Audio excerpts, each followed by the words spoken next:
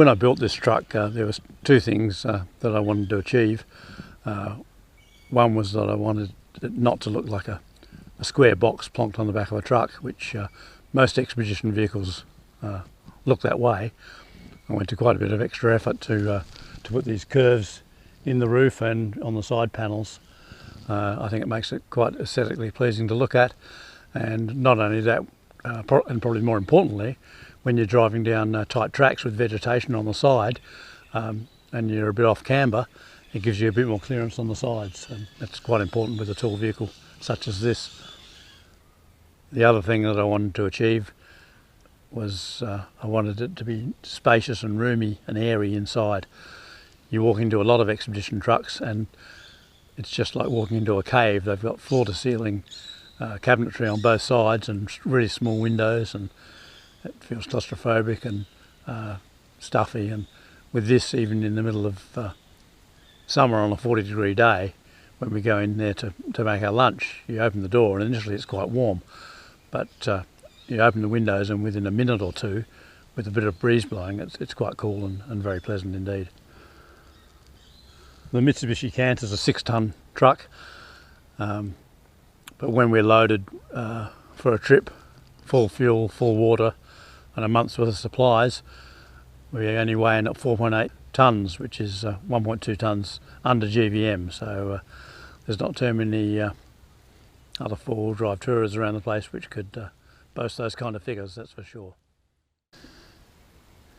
From here you can see just how spacious it is in here, plenty of room. If I jump up on the bed you can get a view back the other way.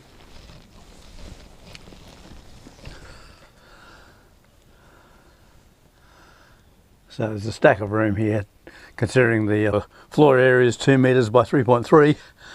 It's quite a usable living space. I've got these straps under the bed. They hold my mountain bike in place. Pull them up tight and holds the bike steady as a rock. Here and here are two tie-down points. You can strap 7 jerry cans across there, or any other boxes or any other cargo which you might require. Just in here, this is the switch to isolate the two compressors. Turn it on like that, and they both crank up. And then up here, I don't know if you can see that, but that's one of the springs for the kinetic mounts. So the actual camper is sprung independently to the chassis, which allows the chassis to flex without distorting the camper body. Here you can see another one of the kinetic mounts, and this is the in here's a 20 litre grey water tank for the sink inside. The dome nuts up there each side of the window take a gantry, which is a 3-to-1 mechanical advantage for lifting the spare wheels up and down, because they weigh about 60 kilos, and that's a bit beyond me, especially these days in my advancing years. And this is our camp setup.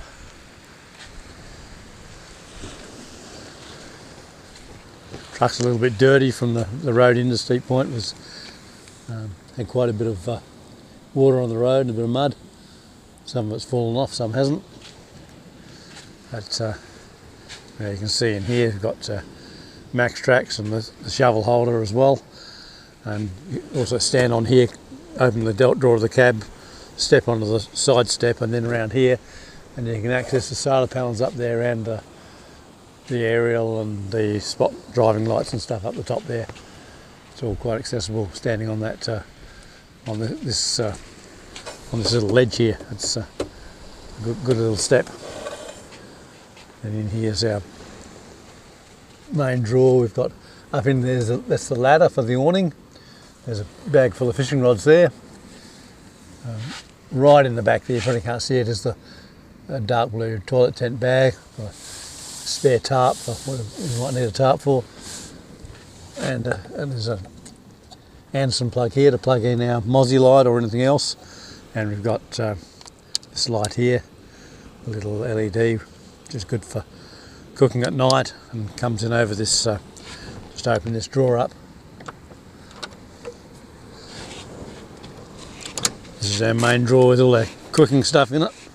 It's quite a long one. It's not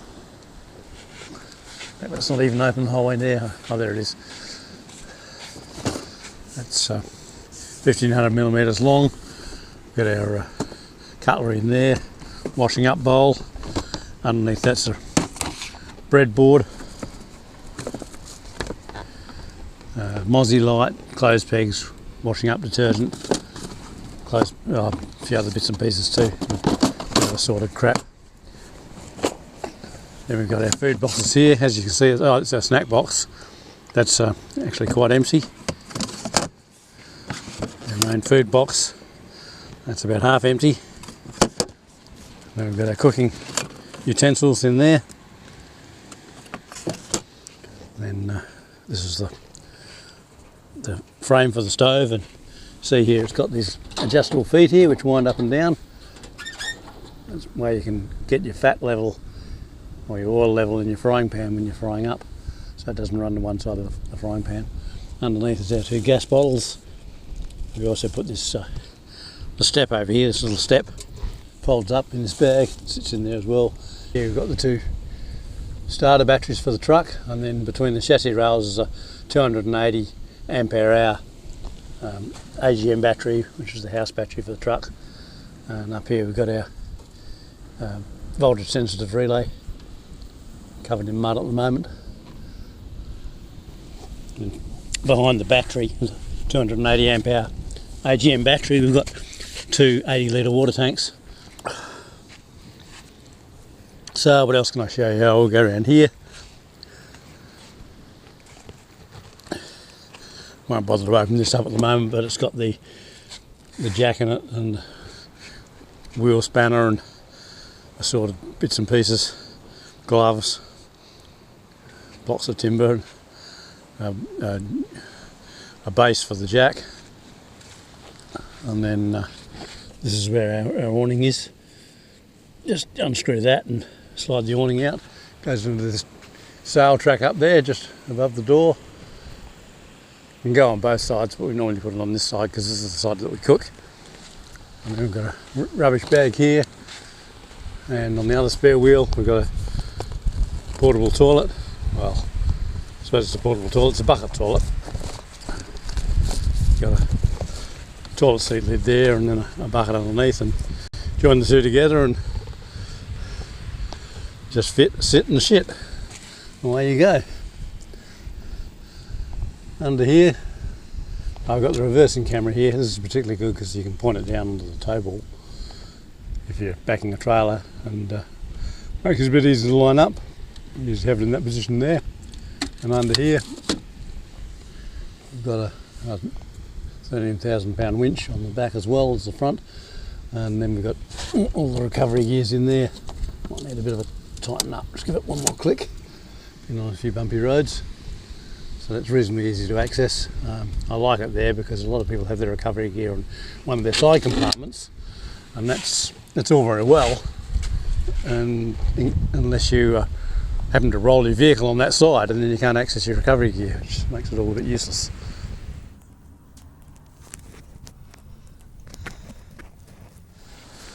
This has got hoses and what have you in for showers and filling up the water tanks. Got some spare dunny paper here. Hot water system just slides out in these slides when you want to have a hot shower. And we've got the diesel heater, chainsaw in here, and here we've got the gauge for the water. Just whiz that out for a sec.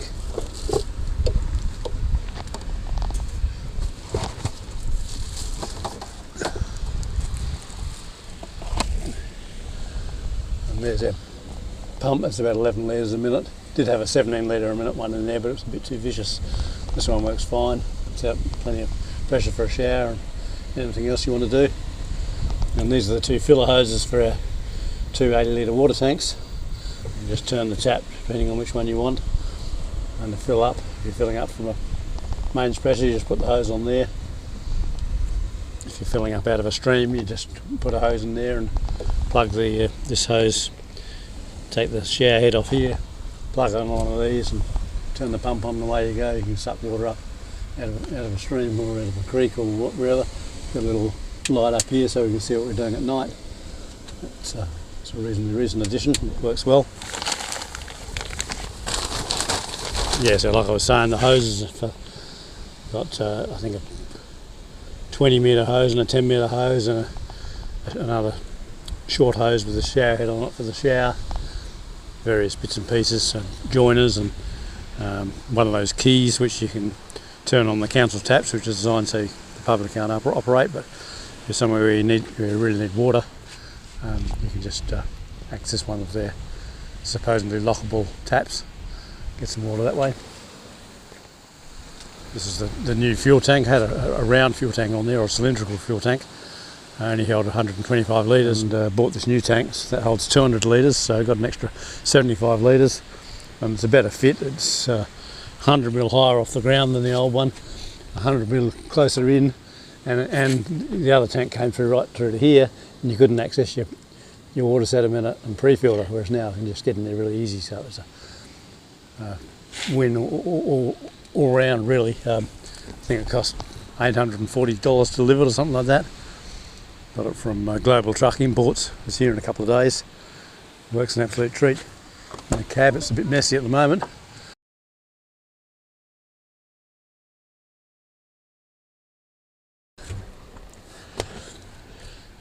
Yeah, just got our Dapex down there on the floor. I made this console in the middle long enough to take the tripod, cashew nuts, hats, whatever you want. Coffee cup here, muesli bars, cameras, water up the back there, net for our jumpers, bit of storage behind the seats for my tripod goes in there, shopping bags go in here, plenty of storage room. And then we've got HEMA HN7 there and a double din stereo there. Bit basic, but it works.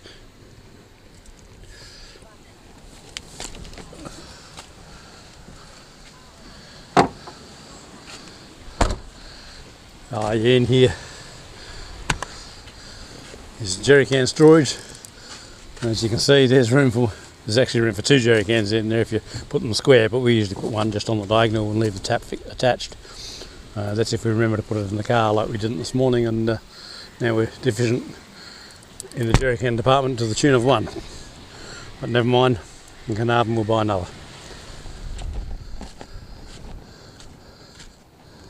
And inside,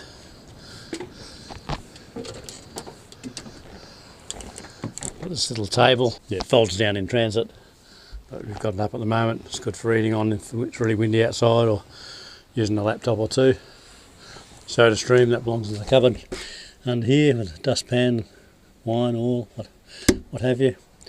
Got 240 volt inverter there. It's 300 watts, I think. That's adequate for our needs. Stereo below, and then the controls for the diesel heater and the water pump switch.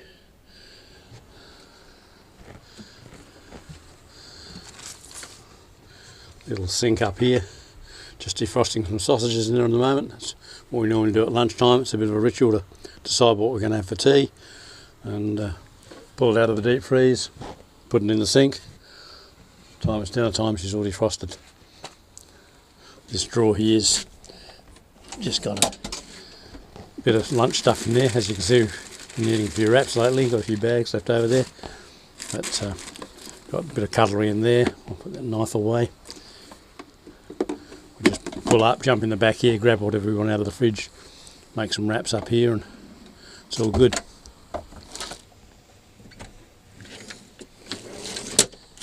And here we've got closed drawers.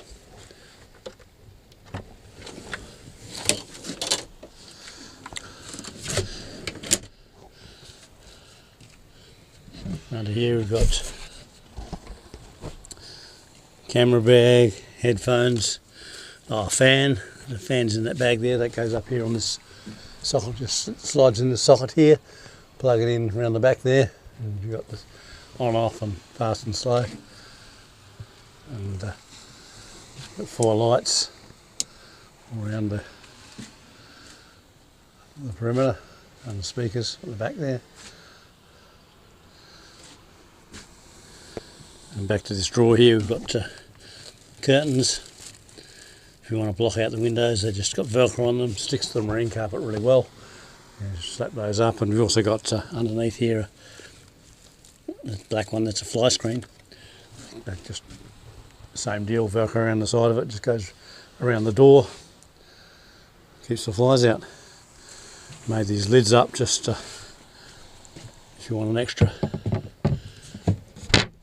table or a bit of extra bench space, you just take the lid, and all the drawers are recessed around the edge here to take these. I've got two of them in the bottom drawers, and got a bit of bedside table or a bit of extra space if you want to lay something out.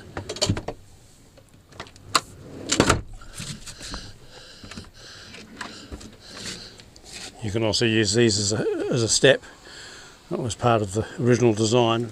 This is our pantry drawer. It's also getting a little bit down. It was filled right to the brim when we left, and again when we left Kalbarri we had it filled up again, but needs a restock.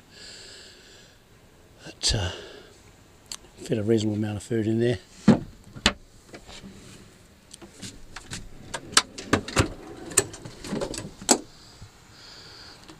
And likewise, the fridge is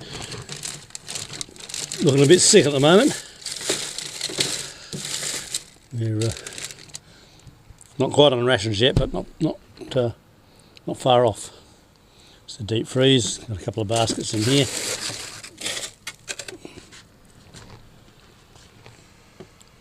Still quite a bit of frozen stuff in there.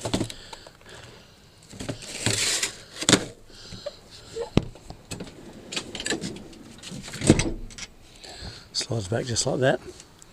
I don't know if you can see in there, but that's about the extent of the electrical system. I think if you've got adequate size solar panels and an adequate battery, the system looks after itself, doesn't really need monitoring. Oh, there's the duct for the diesel heater. You crank that up, hot air pisses out of there like there's no tomorrow. Turns the place into an oven in about 10 minutes. Quite toasty warm in no time. It's probably one of my favourite things about the truck is the diesel heater. Warm as buggery. And the hooks up there, that's with these straps, that's where there and there. That's where the table goes. Just strap it up there when we're travelling. That's pretty much it inside, I guess. Fire extinguisher down there, you probably saw that. Towel rail for some tea towels. Quite comfortable to live in. I really enjoy camping in it. A lot of people probably think I'm a bit of a soft cock, but I don't care. This is a fairly new acquisition. It's my answer to the Travel Buddy. Runs on 1150 watts as opposed to 150 or 180 watts, depending on which Travel Buddy or particular knockoff you purchase. It's around 7 times the power. That's a toaster, an oven and an air fryer all in one. $99 from Big W, and for the same price as a Travel Buddy I've bought that and this 2000 watt pure sine wave inverter. That was I think $180 on eBay, delivered to my door. Works a treat. 2 power points. I've got it wired up to this power point here just for easier access, but I've got another 3rd power point here if I want. But gotta say, I'm really happy with it. Makes great pizzas, as you can see. These are the new solar panels which I installed about a year ago, replacing the flexible panels. They weren't producing as much power as they once did, and these ones seem to work a treat. According to the manufacturers, I've got 1400 watts there, but that's obviously bullshit. That's probably about half that. In fact, the best I've ever got out of it at midday in summer was 619 watts, but still that's not too bad. It keeps the the 280 amp hour AGM house battery charged up, runs the fridge, runs the inverter, which in turn runs the air fryer and an oven, so that's all I need really. The driving lights up there on the roof are King's driving lights. They were $70 for a set of two. They came complete with a relay, switch, all the wiring, plug and play, and they're absolutely brilliant. I can't fault them. I rarely drive with all four because it's just too bright.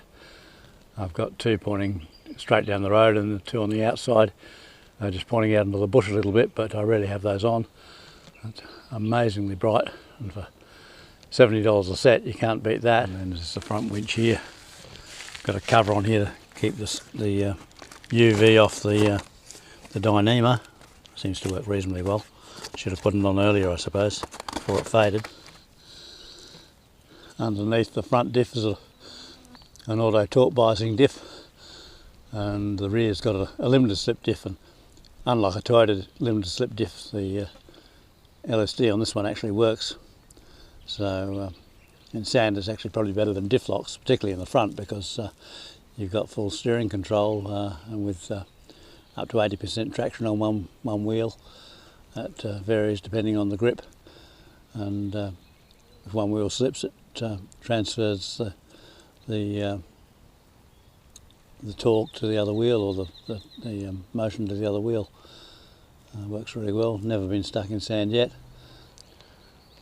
The engine's a 3.9 litre intercooled turbo diesel, pretty much stock motor, but I did have it rebuilt by Norfolk Engines in Victoria, and it's running really well.